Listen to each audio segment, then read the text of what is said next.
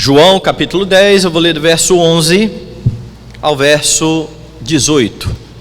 Eu sou o bom pastor dá a vida pelas ovelhas. O mercenário que não é pastor, a quem não pertencem as ovelhas, vê vir o lobo, abandona as ovelhas e foge. Então o lobo as arrebata e dispersa. O mercenário foge porque é mercenário e não tem cuidado com as ovelhas. Eu sou o bom pastor, conheço as minhas ovelhas e elas me conhecem a mim, assim como o Pai me conhece a mim e eu conheço o Pai, e dou a minha vida pelas ovelhas. Ainda tenho outras ovelhas, não deste aprisco. A mim me convém conduzi-las, elas ouvirão a minha voz, então haverá um rebanho e um pastor. Por isso o Pai me ama, porque eu dou a minha vida para reassumir. Ninguém a tira de mim, pelo contrário, eu espontaneamente a dou. Tenho autoridade para entregar e também para reavê-la. Este mandato recebi do meu Pai. Vamos orar. Pastor bendito, Deus amado, nós exaltamos a Tua majestade e estamos nesta noite ansiando em ouvir mais uma vez, ó Deus, a Tua voz, como ovelhas do Teu pastoreio, Senhor. Necessitamos do Teu cuidado, necessitamos do Teu auxílio, necessitamos da Tua graça maravilhosa. E esperamos, ó Deus, que na pregação da palavra o Senhor fale ao nosso coração.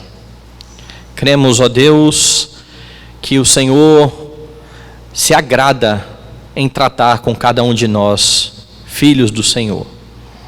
E rogamos que o Espírito do Senhor ilumine o nosso entendimento, a fim de compreendermos o texto sagrado para a Tua glória e louvor, em nome de Jesus. Amém. Meus irmãos, há muitos crentes que em determinados momentos da sua vida sentem-se desamparados, sentem-se sozinhos. Na semana passada você ouviu a história do profeta Elias, um homem poderosamente usado por Deus para fazer milagres e prodígios, para profetizar a palavra do Senhor, mas que diante de adversidades, diante das ameaças de Jezabel, ficou completamente prostrado. Naquele momento Elias passava por um momento de incredulidade. Ele tinha tirado os olhos do seu Senhor e colocado os olhos nas circunstâncias. Deus teve então que lembrar o tempo todo ali ao profeta que ele estava cuidando dele, que ele estava o tempo todo no controle de todas as coisas. E a Bíblia é bem clara ao falar a respeito disso e deste cuidado do Senhor. Nós vimos aqui na liturgia o salmo que afirma que o Senhor mesmo é o nosso pastor. Davi, como um pastor de ovelhas, sabia bem do que ele estava falando. E quando ele então diz que o Senhor era o seu pastor e o Senhor é o pastor de todo o seu rebanho, Ele é aquele que cuida, é aquele que leva as águas de descanso, é aquele que, estando nele, não precisamos temer. E isso vem sendo profetizado no Antigo Testamento, acerca deste grande pastor das ovelhas. O texto que nós lemos é o texto que continua a história daquela alegoria que foi feita por Jesus, logo no comecinho de João capítulo 10. Retomei comigo a leitura só para você lembrar. No versículo 1: em verdade vos digo, o que não entra pela porta do aprisco das ovelhas, mas sobe por outra parte, este é ladrão e salteador. Aquele, porém, que entra pela porta, este é o pastor das ovelhas. Para este, o porteiro abre, as ovelhas ouvem a sua voz, ele chama pelo nome as suas próprias ovelhas e as conduz para fora. E aqui você tem algumas figuras usadas por Jesus: o rebanho, a porta das ovelhas, que Jesus já identificou como sendo ele mesmo, ele vai dizer: eu sou a porta das ovelhas, e quem entrar por mim será salvo. E agora ele continua a história, aquilo que ele está falando, aplicando a si mesmo também a figura do pastor.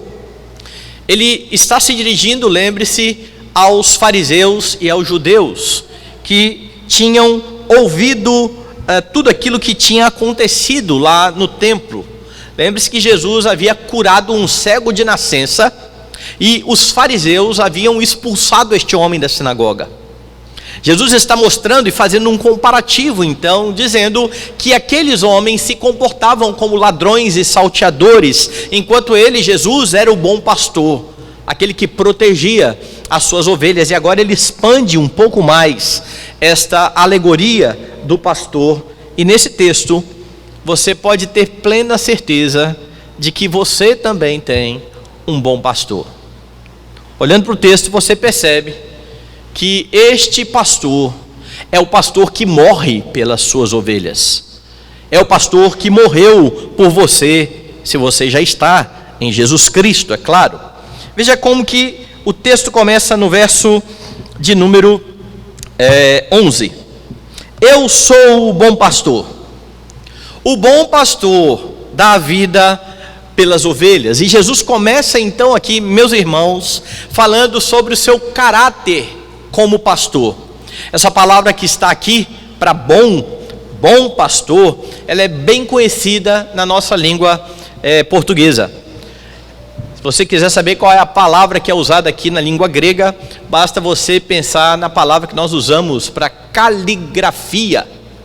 A palavra caligrafia é a junção de duas palavras gregas: grafê, que vem de escrita, kalos, que vem de bela, excelente. Caligrafia é uma escrita excelente, é uma escrita bela. Daí você entender que eu não tenho caligrafia, eu tenho garrancho, certo? Tem gente que fala assim: a caligrafia é muito feia.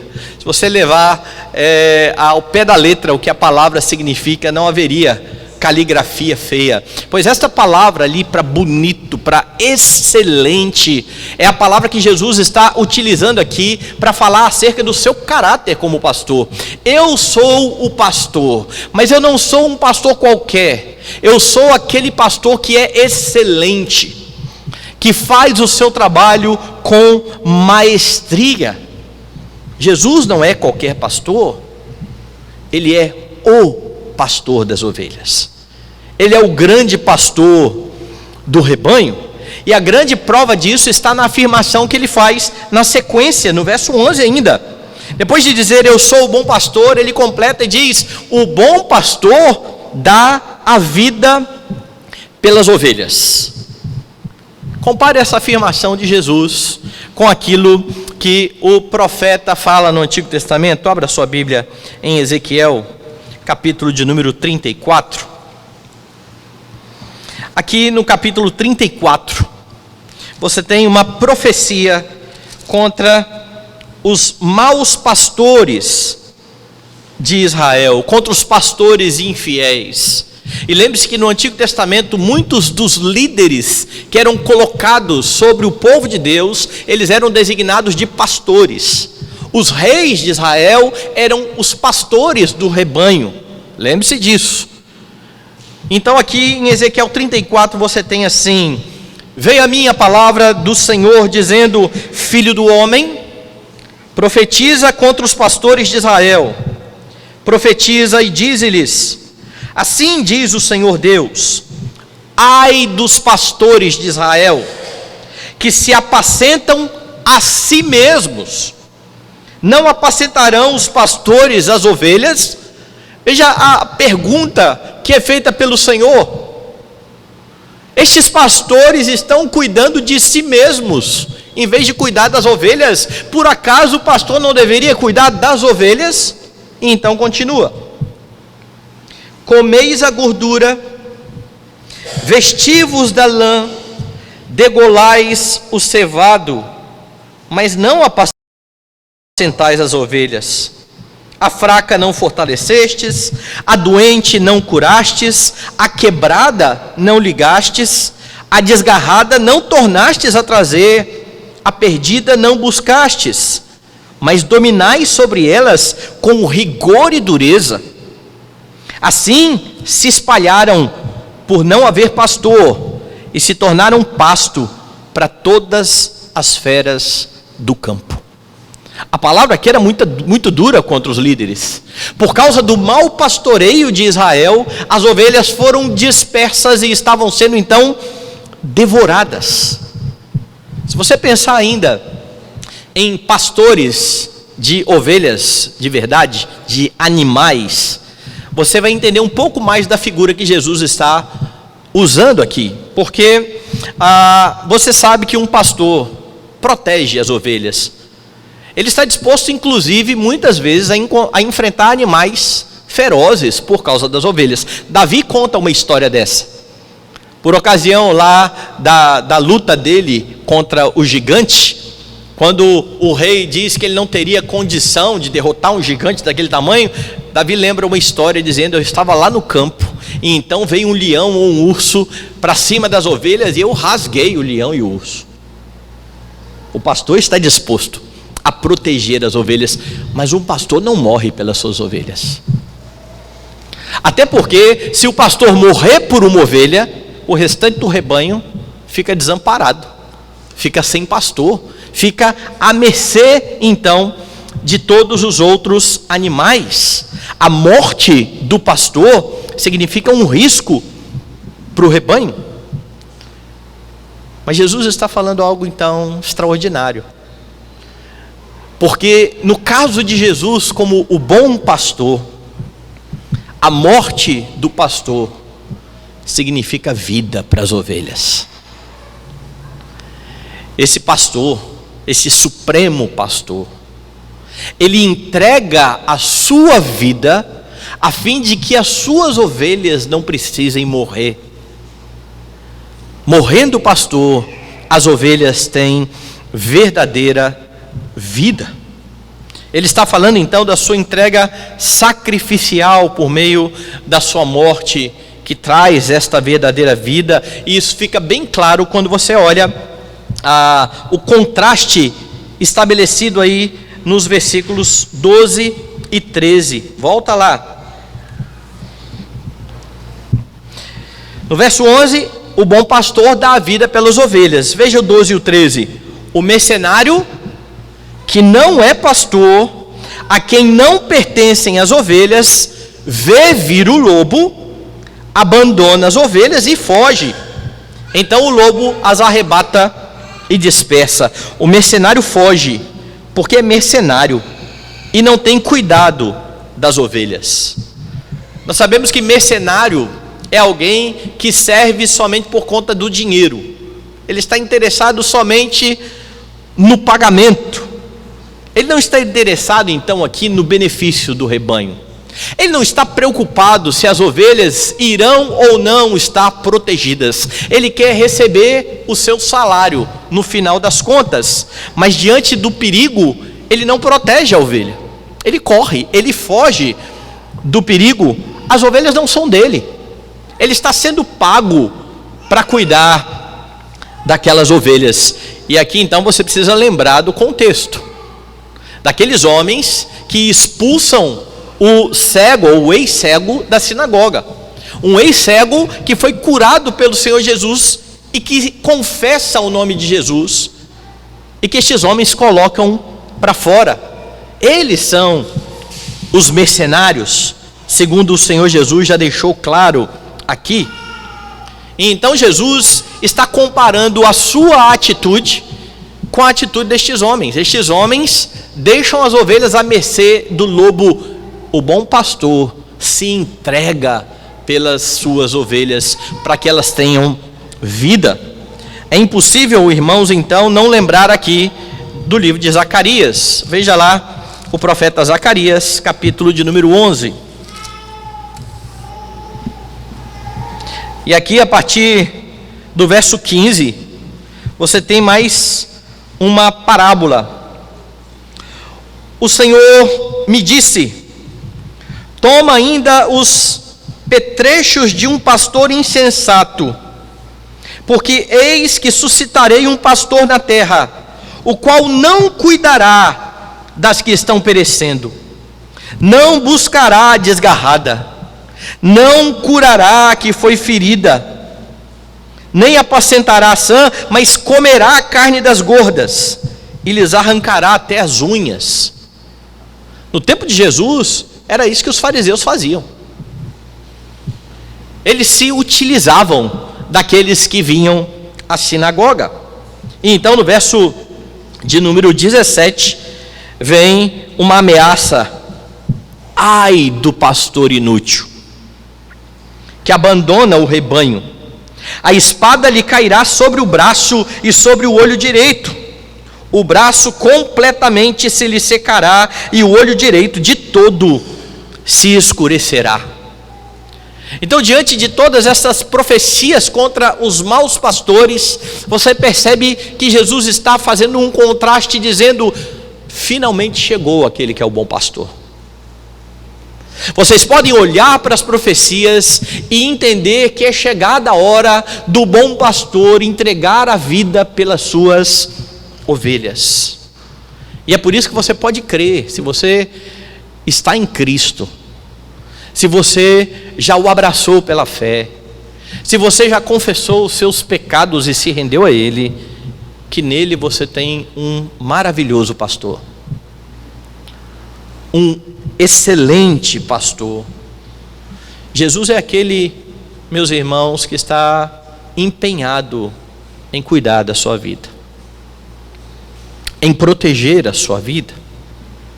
Diferente dos mercenários, o Senhor Jesus nunca abandonará você diante dos perigos, ainda que você tire os olhos dele, como tirou Elias, e não perceba. Mas o fato de você não perceber a presença do seu pastor com você, não significa que ele não está ali. Significa somente que você precisa começar a enxergar direito. Precisa trazer à memória as promessas da Escritura sobre este excelente pastor. E quando você lembra que você tem um bom pastor caminhando o tempo todo com você, guiando a você, a sua alma é levada ao sossego. E eu já falei aqui algumas vezes, eu gosto muito daquela figura que Davi estabelece lá no Salmo 23, porque ao dizer: o Senhor é o meu pastor, nada me faltará, ele coloca dois cenários muito diferentes para os seus leitores. O primeiro cenário: ele me leva para os pastos verdejantes, ele me leva para junto das águas de descanso, ele refrigera a minha alma. Esse é o primeiro cenário. Mas há um segundo cenário: ainda que eu ande pelo vale da sombra da morte, eu não preciso ter medo, porque Ele está comigo. Você percebe ali que não importa o cenário, não importa a circunstância, o que leva a sua alma a estar segura é a convicção de que o pastor está com você. E se as coisas estão tranquilas, Ele está te conduzindo às águas de descanso.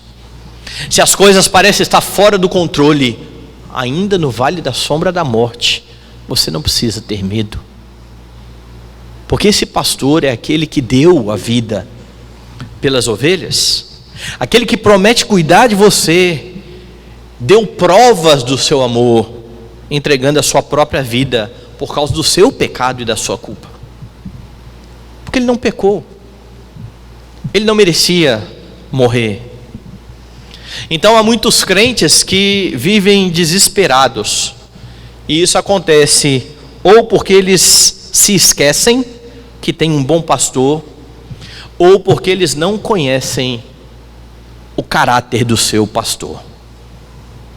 A morte de Jesus concedeu às ovelhas vida eterna, vida abundante, o que prova que Ele está cuidando das ovelhas. E os últimos versículos corroboram. Veja lá nos versos 17 e 18.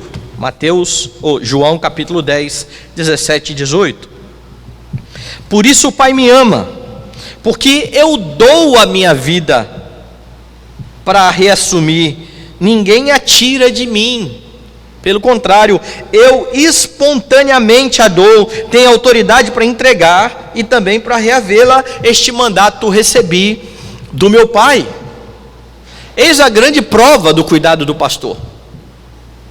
Ele se entrega pelas ovelhas, mas isso não significa que o pastor foi derrotado. Ele está deixando claro aqui, que mesmo morrendo pelas ovelhas, ele está no total controle da circunstância, porque não veio alguém e tirou a sua vida, ele entregou a sua vida. Eu tenho autoridade para isso, para entregar e para reaver a minha vida.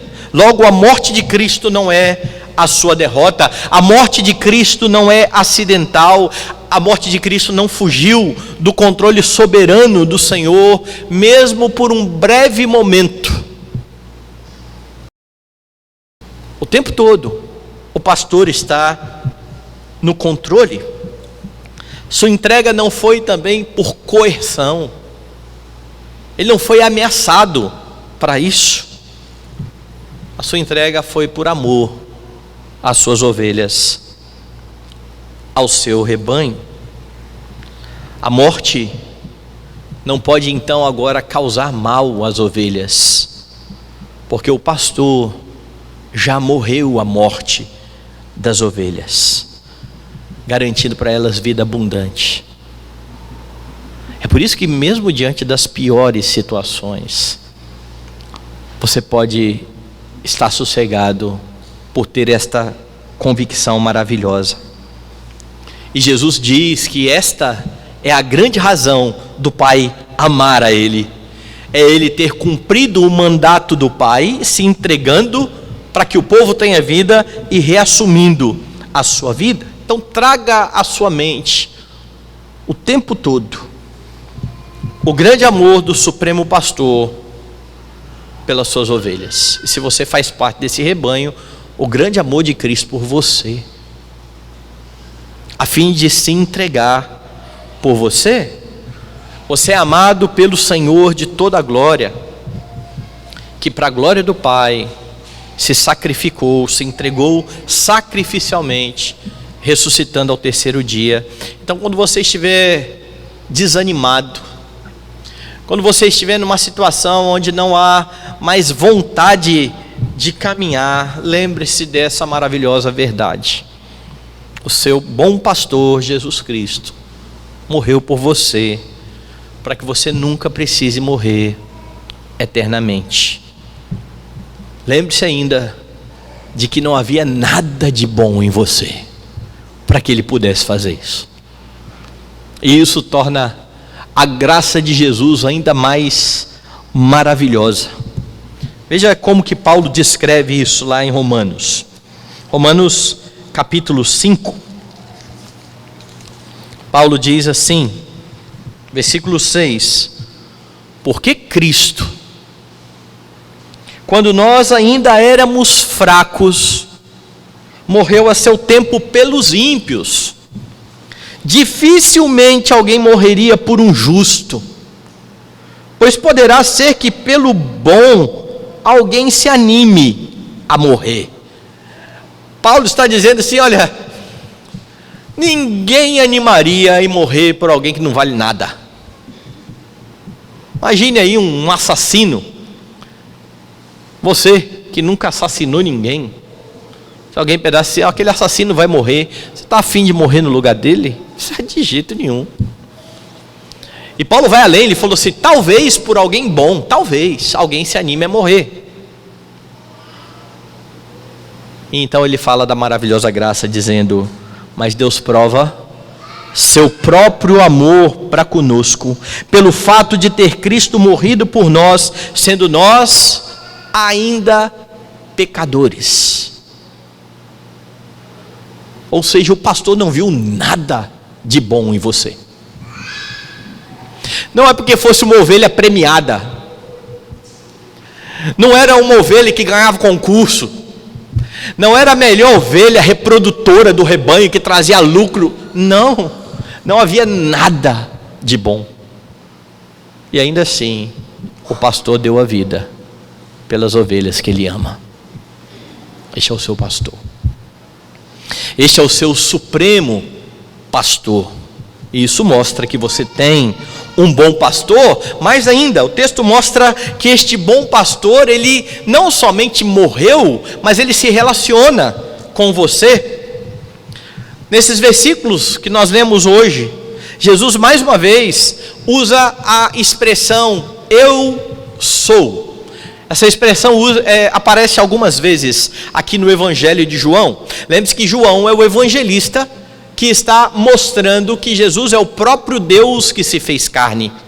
Então esta expressão eu sou é para remeter o povo àquela grande declaração que o Senhor Deus faz diante de Moisés, quando Moisés recebe a missão de conduzir o povo e pergunta: olha, quando eu for lá dizer ao povo que o Deus dos nossos pais me enviou, eles vão me perguntar quem é esse Deus. O que eu digo para eles? A resposta foi essa: diga que o eu sou está enviando você. Então quando Jesus diz eu sou, ele está declarando a sua divindade. E aqui ele está dizendo eu sou o bom pastor. Ele faz isso no versículo de número 11, veja lá, eu sou o bom pastor. E ele faz isso novamente no versículo 14, eu sou o bom pastor. No versículo 11 ele diz, eu sou o bom pastor, eu dou a vida pelas ovelhas. No verso 14, eu sou o bom pastor, conheço as minhas ovelhas, e elas me conhecem a mim. Sendo ele o próprio Deus, não é então de se admirar uma declaração como esta: eu conheço as minhas ovelhas. João vem mostrando aqui no seu evangelho que Jesus é aquele que conhece a natureza humana. Foi assim que ele disse lá nos primeiros capítulos. É ele que declara, quando o discípulo vem se aproximando, quem era aquele discípulo e o que ele estava fazendo debaixo da figueira. É ele que declara a Pedro quem ele era e filho de quem ele era, porque Jesus conhece as suas ovelhas. Mas não é somente um conhecimento de saber quem elas são, é um conhecimento que envolve relacionamento. Essa é a ideia. Então o pastor que se deu pelas ovelhas, não se deu por ovelhas desconhecidas, ele se deu por aquelas que ele conhece profundamente, diferente do mercenário a quem não pertencem as ovelhas. O mercenário, ele foge, ele não é o dono das ovelhas, as ovelhas são minhas, eu conheço as minhas ovelhas.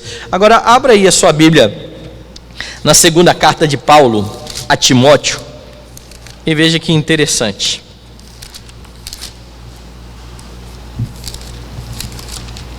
Segunda epístola de Paulo a Timóteo, no capítulo 2,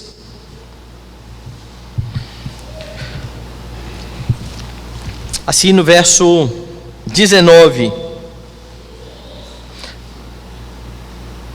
Entretanto, o firme fundamento de Deus permanece, tendo este selo: o Senhor conhece os que lhe pertencem, e mais, aparte-se da injustiça todo aquele que professa o nome do Senhor. O Senhor conhece os que lhe pertencem. Lá no Salmo 1, o Senhor conhece o caminho do seu povo. Ele também sabe, ele conhece o caminho do justo, e ele sabe que o caminho do ímpio vai perecer, ou ele vai fazer perecer.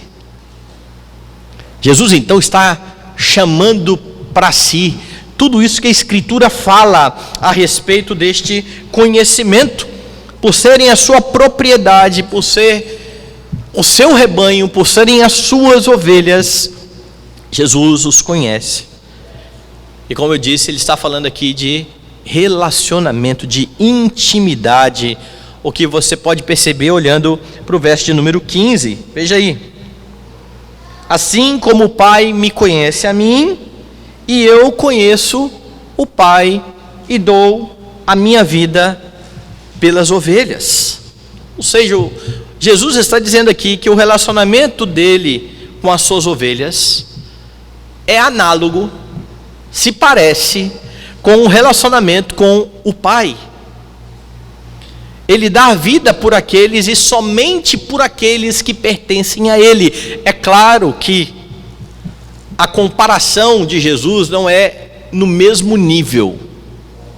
O relacionamento do filho com o Pai é muito mais profundo e muito mais íntimo do que o relacionamento de Jesus com as suas ovelhas, até porque as suas ovelhas, pecadoras que são, não o conhecem de forma plena. Ele conhece plenamente o Pai. O Pai conhece plenamente o Filho, mas é um relacionamento análogo. Ele está mostrando aqui que o relacionamento do Pai com o Filho é o grande modelo. Esta comunhão perfeita do Pai com o Filho é o grande modelo para o relacionamento do Filho com as suas ovelhas. E não só isso, para o relacionamento das ovelhas entre si. Lá no sermão, na oração sacerdotal do capítulo 17, vai ficar claro isso, quando Jesus disser que era para que os seus estivessem unidos, tal qual a união do Pai com o Filho. A ideia então é que este relacionamento do Pai e do Filho está refletida no relacionamento do pastor com as suas ovelhas. Ele conhece as suas ovelhas o conhecem, e ele se dá a conhecer as suas ovelhas sempre por meio da palavra bendita. Não há outra forma de você conhecer o seu pastor. Você já pensou no quanto isso que Jesus está dizendo aqui é maravilhoso? Você já parou para pensar no nível de relacionamento que os crentes têm com o seu Deus? Você não vai encontrar isso em nenhuma outra expressão religiosa, em nenhuma seita, em nenhuma religião pagã. Você só encontra isso no cristianismo. Você só encontra isso no Deus que se revela pela Escritura. Um Deus que está o tempo todo junto dos seus e que se agrada em estar com os seus. E as implicações disso, meus irmãos, são também maravilhosas, porque há muitas pessoas que se queixam de solidão. Há muitos que de fato são abandonados, até mesmo pelos pais. Há aqueles que não têm muitos amigos. Entretanto, se você está em Cristo, você pode ter a certeza de que o bom pastor tem um relacionamento íntimo com você, está ao seu lado, conhece as suas dores.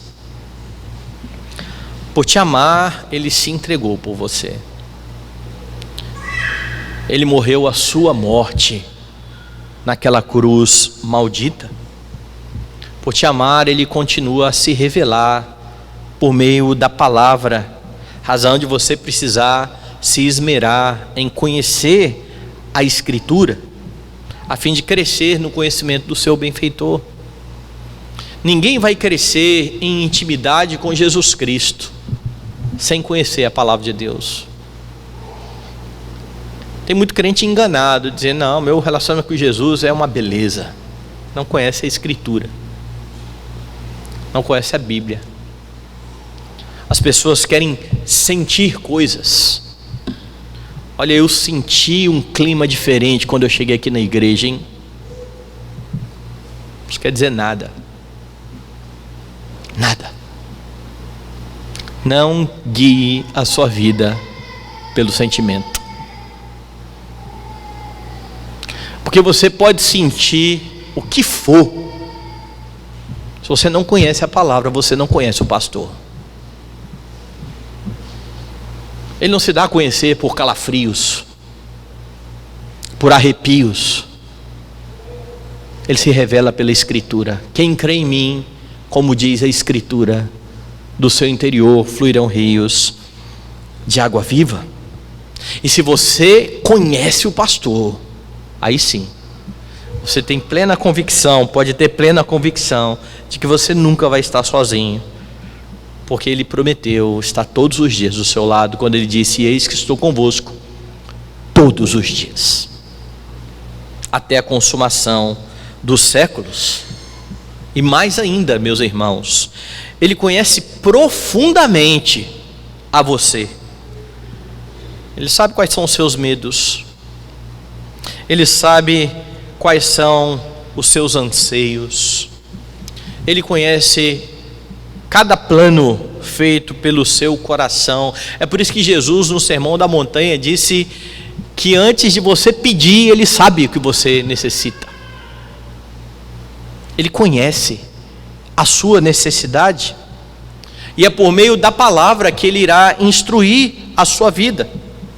É por meio da palavra que Ele fala profundamente ao seu coração. É por meio da palavra que Ele direciona você de maneira maravilhosa, porque Ele conhece a você muito melhor do que você mesmo se conhece. Daí a importância de você olhar para a Escritura, para a palavra, que o escritor de Hebreus diz que sonda o coração.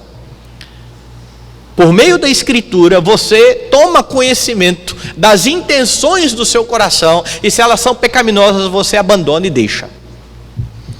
Se elas são piedosas, você encontra amparo, consolo e esperança.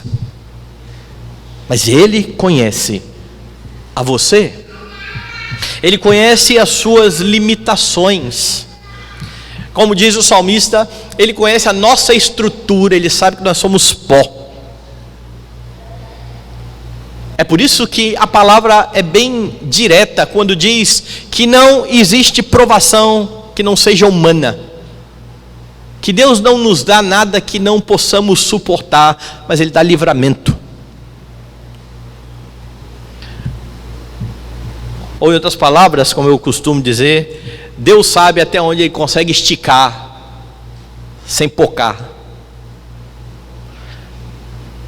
Eu sempre lembro disso porque quando eu trabalhava no escritório e estava sem fazer nada, estava à toa, eu pegava borrachinha de dinheiro para ficar esticando. Passatempo bobo, né? Acho que só homem que tem esses passatempos besta assim. E o hobby era esticar para ver até onde eu conseguia ir sem estourar a borrachinha, sem pocar. Aí você vai vendo a cor, vai mudando aqui no meio, aí às vezes sai um pouquinho assim, a borracha começa a desmanchar, aí de repente ela estourava e batia no dedo e machucava. Deus nunca vai deixar estourar a borrachinha. Saiba disso.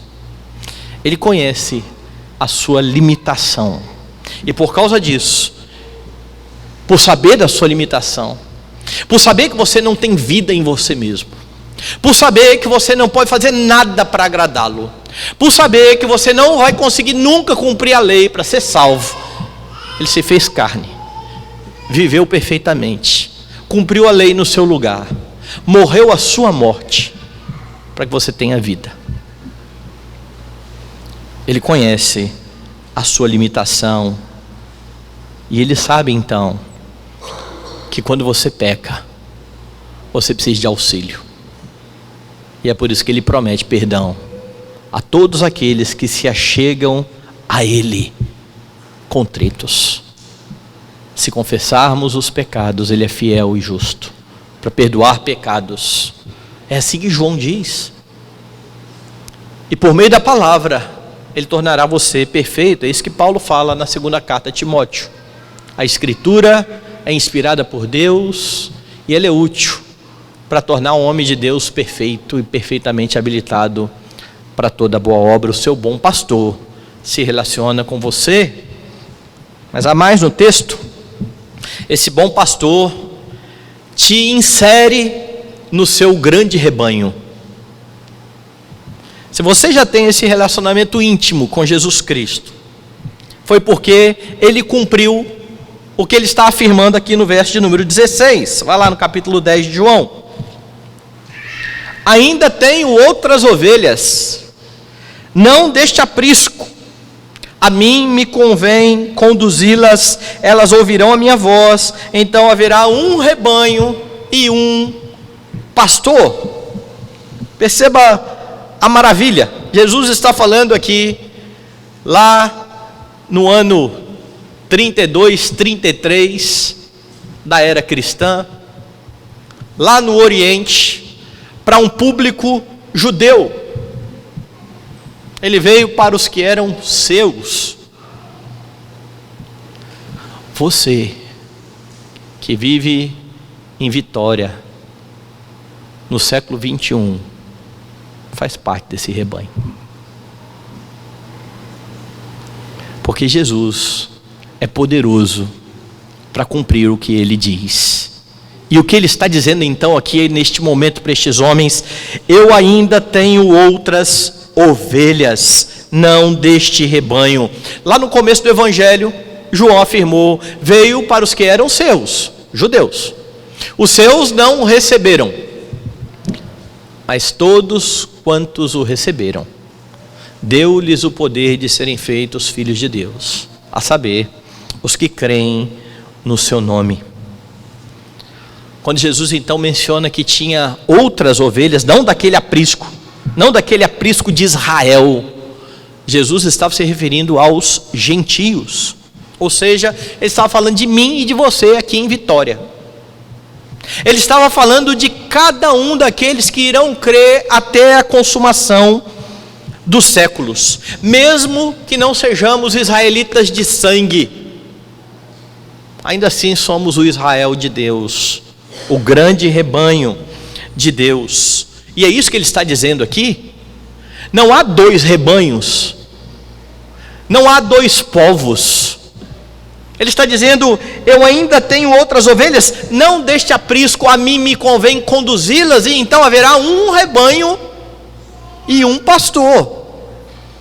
Quando você olha para isto aqui, você sabe que Jesus é o único e o supremo pastor do único rebanho que existe.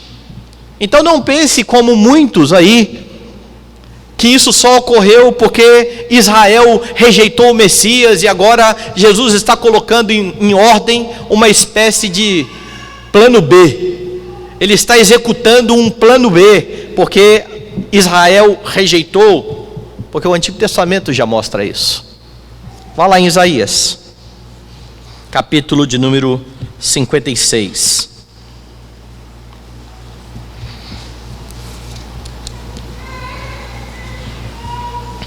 Assim diz o Senhor: mantende o juízo e fazei justiça, porque a minha salvação está prestes a vir e a minha justiça prestes a manifestar-se. Bem-aventurado o homem que faz isto, e o filho do homem que nisto se firma, que se guarda de profanar o sábado e guarda a sua mão de cometer algum mal. Não fale o estrangeiro, que se houver chegado ao Senhor, dizendo: o Senhor com efeito me separará do seu povo. Nem tampouco diga o eunuco: eis que eu sou uma árvore seca. Porque assim diz o Senhor: aos eunucos que guardam os meus sábados, escolhem aquilo que me agrada e abraçam a minha aliança, darei na minha casa e dentro dos meus muros um memorial e um nome melhor do que filhos e filhas, um nome eterno darei a cada um deles, que nunca se apagará. Sabe quando Jesus vai dizer que as ovelhas ele chama pelo nome? E continua: aos estrangeiros que se chegam ao Senhor para o servirem e para amarem o nome do Senhor, sendo deste modo servos seus, sim, todos os que guardam o sábado, não o profanando, e abraçam a minha aliança, também os levarei ao meu santo monte, e os alegrarei na minha casa de oração.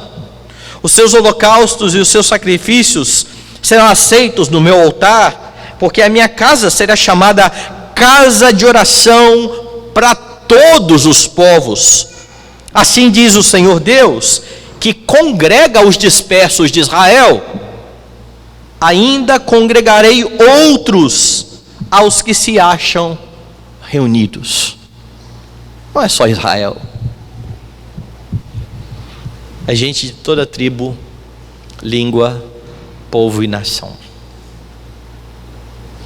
O chamado de Abraão, lembre-se, você vai ser bênção para todas as famílias da terra. Jesus não está emendando um plano. Deu errado, o que eu faço agora? Ele está colocando em execução o plano eterno de salvar o seu povo, a sua igreja, o Israel de Deus, ou qualquer outro nome que a Escritura dê ao povo que se chama pelo nome de Deus, que tem este excelente pastor. Então louve a Deus por você, no século 21, na cidade de Vitória, fazer parte desse grande rebanho. Estar inserido neste grande rebanho, porque Deus nunca teve e nunca terá dois povos distintos. Abra sua Bíblia em Efésios e veja como é que Paulo falou acerca desta questão. Efésios capítulo 2, a partir do verso 11. Portanto, lembrai-vos que outrora vós, gentios na carne, chamados incircuncisão por aqueles que se intitulam circuncisos na carne por mãos humanas, naquele tempo estáveis sem Cristo, separados da comunidade de Israel e estranhos às alianças da promessa, não tendo esperança e sem Deus no mundo. Mas agora, em Cristo Jesus, vós que antes estáveis longe, fostes aproximados pelo sangue de Cristo, porque Ele é a nossa paz, o qual de ambos fez um, e tendo derribado a parede de separação que estava no meio, a inimizade, aboliu na sua carne a lei dos mandamentos na forma de ordenanças, para que dos dois criasse em si mesmo um novo homem, fazendo a paz, e reconciliasse ambos em um só corpo com Deus, por intermédio da cruz, destruindo por ela a inimizade. Paulo não pode ser mais claro aqui. E Paulo aqui está aplicando exatamente o ensino de Jesus sobre as suas ovelhas, que não eram do aprisco de Israel, mas que são buscadas pelo pastor e ajuntadas a este rebanho, para que haja um só rebanho, um só pastor. E a implicação aqui é óbvia. Meus irmãos, é necessário que os crentes congreguem junto do rebanho. Ou, em outras palavras, não existe na Escritura a ideia de crente fora da igreja. Não existe essa história de desigrejado. Crentes estão unidos ao rebanho. Crentes fazem parte do mesmo corpo. Não há espaço para você pensar em pessoas que são crentes solitários, que vivem aí sozinhos, sem acesso ao rebanho do Senhor. No corpo de Cristo, as diferenças são superadas. Não é que nós vamos ser iguais, nunca seremos. Há diversidade. Olhe para o grupo dos apóstolos. Você tem Pedro, você tem Judas, você tem, mas Judas não era, é verdade. Judas depois se desgarrou, porque ele não era de Deus, ele não era das ovelhas, e então ficou constatado isso. Mas dentre aqueles que são das ovelhas, no corpo apostólico, você tem pessoas diferentes e distintas, caráter diferente, jeito diferente. Na igreja nós temos pessoas, uns que falam mais, outros que falam menos, uns mais extrovertidos, uns menos extrovertidos. Mas todos são um em Jesus Cristo. E são chamados para servir uns aos outros em amor. Você conta então com um pastor bendito que reúne o rebanho e distribui dons entre as suas ovelhas para edificação mútua, a fim de que todos cresçam à semelhança desse supremo pastor. Então é junto deste rebanho que você goza de segurança e de pastoreio. Você não precisa então se espantar com a declaração de Paulo acerca daquele moço que estava vivendo como um ímpio dentro da igreja, dizendo para colocar para fora da igreja ou para fora do rebanho, quando ele diz, ele está sendo entregue a Satanás. Por que ele está sendo entregue a Satanás? Porque ele não mais faz parte do rebanho, pelo menos não até se arrepender. Ele está fora dessa jurisdição onde há segurança. É junto do rebanho que você é pastoreado pelo pastor que dominicalmente conduz o seu povo por meio do cajado que é a palavra. É assim que o pastor conduz a sua ovelha, as suas ovelhas. É por meio da escritura.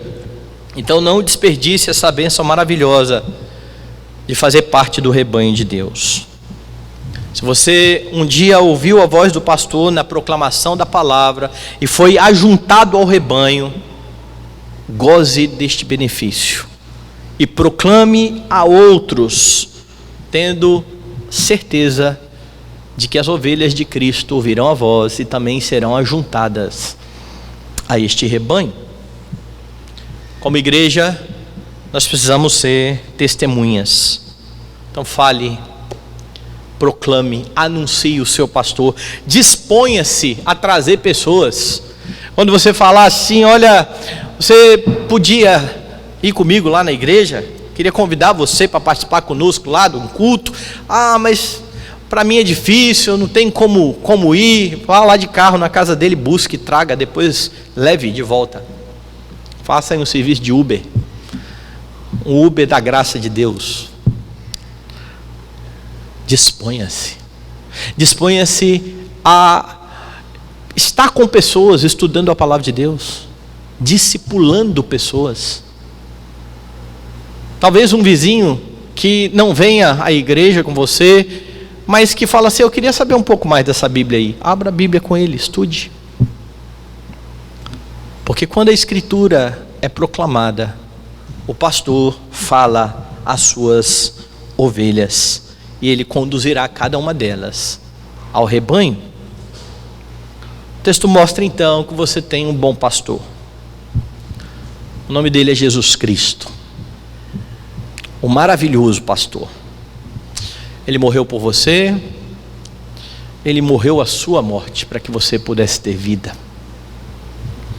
Ele se relaciona com você. Se você quiser conhecê-lo cada dia mais, abra a sua Bíblia e leia. Bíblias fechadas não ecoam a voz do pastor. Ele o insere em seu rebanho, participe da igreja. Mas a minha igreja tem muita gente complicada. Sim, a começar em mim. Venha. Que cresçamos juntos no conhecimento do pastor. Quando ele afirma, meus irmãos, eu sou o bom pastor. Como eu disse, ele demonstra ser o próprio Deus que veio em busca das suas ovelhas, tal qual havia sido profetizado. Eu quero que você abra novamente a sua Bíblia em Ezequiel.